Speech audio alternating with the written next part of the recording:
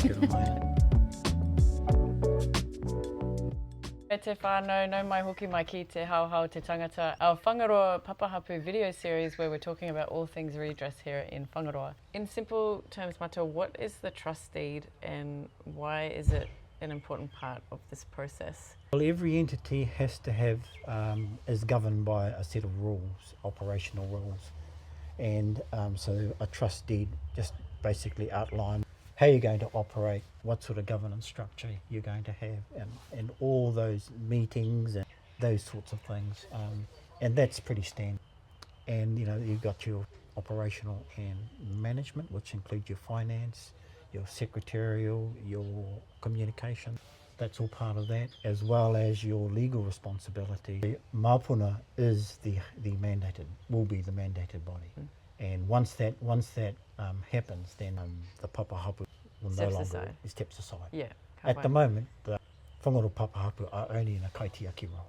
And that's why everything is in draft. You have a draft mandate strategy, a draft trust deed. Mm-hmm. So when Mapuna is up and running, it will be them who will sign off the trust deed, sign off the mandated strategy. The Whangaroa Papa Hapū will have no authority over that. So Matua, just so we can break some of these terms down, so we've got Mapuna, which is like the framework of the whole process, of the redress process. Within Mapuna sits Te Waka Meninga, yes, which is the Hapū kaikōrero, the representative of each of the Hapū. Mm-hmm. And then you've got another entity sitting beside Te Waka Meninga, which is Taumata Hakahaere, which is like the engine room, not really making any decisions as such, but taking directive from Te Waka Meninga to, I guess, drive the kaupapa forward. That's correct, yep. And then you've got Whangaroa Forum as well. The Whangaroa Forum is a key element to that whole process because in there sits your kaumātua, your queer, also your co-claimants, which are necessary in terms of making sure that we cover every one of the issues. And because, as you have proven with your comms strategy, many of our whānau live away, and so it's important that we have a space for them to have a voice.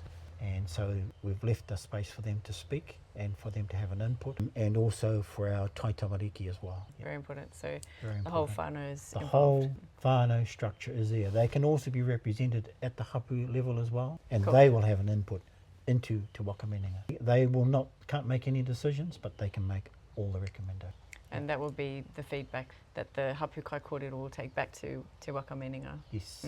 Yes. So in the Mapuna structure, you have Hapū right at the top, you have Hapū in the middle, and you have Hapū on the side. So it's basically all driven by Hapū. There is no room there for Whangaroa Papa Hapū or any other entity other than Hapū. Ngā Takenga Mai has been out there for 12 months, and some of the feedback has been that the process is moving too quickly. What would you like to say to whānau who have some of those concerns? Kia ora mai, that's a very good question. I remember when I stood in front of the Waitangi Tribunal at Whangaroa's first hearing week, and that was in 2013, giving a brief of evidence then. And the hearings didn't end until 2016, I believe.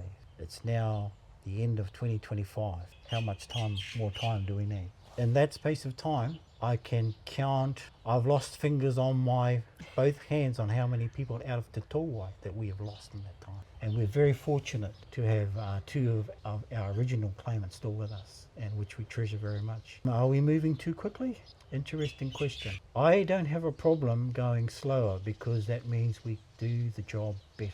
And as things move along, I just hope that we do things as well as we can do. Like I mentioned before, we don't want those who follow us saying, oh, you didn't do a very good job, which means we haven't done a good job. So that is my focus, on making sure we do the best job we can. What are some final whakaaro that you'd like to share with our whānau? There's been a huge misconception that the Whangaroa Papa Hapū are running a settlement process or a redress process for Whangaroa Kahore. All we are doing is being the kaitiaki until the mandated body is in place. Once the mandated body is in place, Whangaroa Papa Hapū step out of the picture and allows Hapū to step up. And that's really our aim right throughout this whole process. They will be the decision makers. They will lead the process.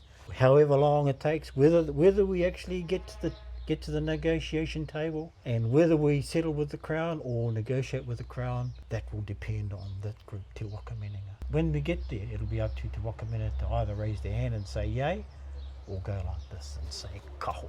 So it'll be up to that group. Kia ora, well you heard it from Matua Bill. Thank you very much Matua for sharing your whakaaro, and you can continue to stay informed whānau. Continue to watch this series, continue to follow us on Facebook, on Instagram and on YouTube.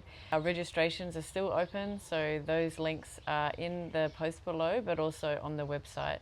Otherwise you can ring through or email comms@whangaroapapahapū.org.nz if you'd like more information or for us to send any of those links. But yeah, kia ora until next time. Thank you for joining us, and mā te wā. Mā te wā.